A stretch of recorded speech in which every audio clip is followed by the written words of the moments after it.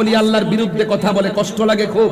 এক বক্তা ওই দিন দেখছি বলতেছে, এই দেশে যত মাজার আছে, এই দেশে যত কবর আছে, উঁচু কবর আছে, বিশেষ করে শাহজালালের কবর আছে, গোলাপ শাহর কবর আছে, আহমানত শাহর কবর আছে, খাজা গরিবে নওয়াজের কবর আছে, সব কবরগুলোকে লাথি মেরে ভেঙে দাও।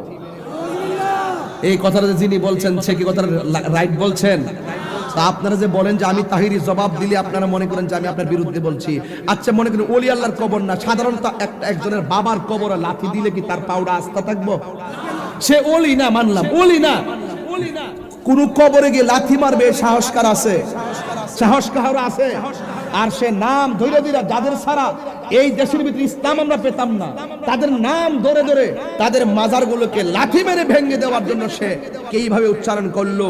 এই জন্য আমি সেদিন বলেছিলাম, মাজার ভাঙবা না, আসো মাজার ভাঙার জন্য ঠ্যাং ভেঙে চুরমা।